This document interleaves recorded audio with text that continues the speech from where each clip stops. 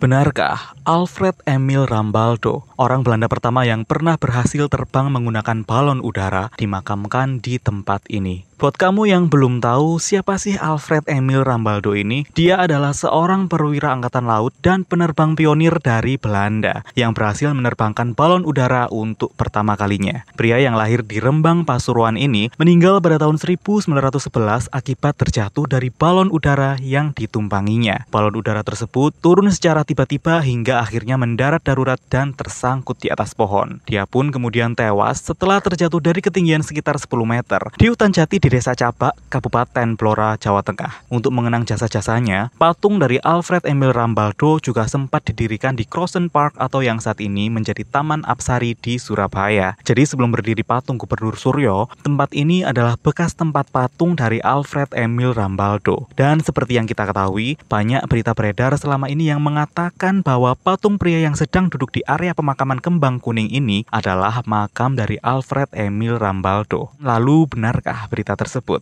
Oke, perjalanan kita mulai dengan menyusuri tiap sudut di area pemakaman Kembang Kuning. Tapi sayangnya masih banyak banget kita temuin bungkus-bungkus sampah macam kayak gini. Ditemani oleh Out Surabaya Hunter dan teman-teman pemerhati sejarah, kami mulai menyusuri makam Kembang Kuning untuk mencari jejak tokoh-tokoh Belanda yang raganya disemayamkan di sini. Mulai dari Kosman Citroen, Gottfried Harewald von Weber, Lucas Martin Sarkis, hingga Gary Ian Cikerman yang pernah menjadi wali kota kedua Surabaya pada tahun 1920.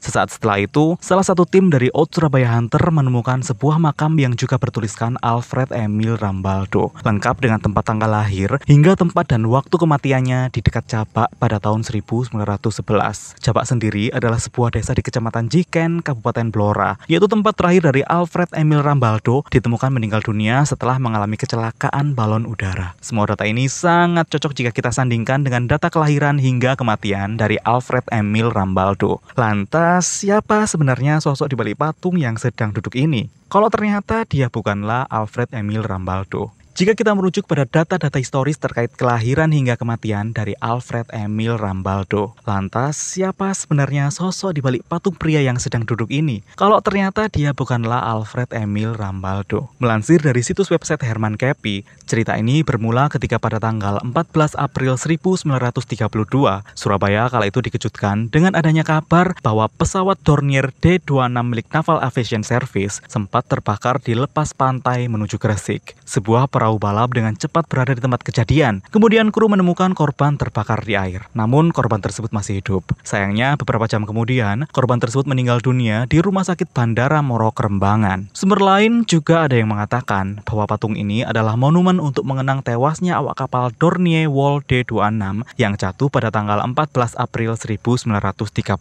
Serta monumen ini juga akan ditempatkan di pemakaman umum Kembang Kuning. Monumen itu terdiri dari sebuah sofa yang juga ditaruh patung pilot lengkap dengan topi di kepala. Posisi patung itu sedang duduk dan lengannya bertumpu pada paha. Jadi kesimpulannya, patung pilot di pemakaman Kembang Kuning ini bukanlah patung dan makam dari Alfred Emil Rambaldo, melainkan ditujukan untuk mengenang tewasnya awak kapal Dornier Wal D26 yang jatuh di lepas pantai Gresik. Semoga informasi ini bermanfaat dan tentunya kita jadi makin tahu peristiwa bersejarah dan kisah bangunan tua di sekitar kita, karena setiap bangunan punya cerita.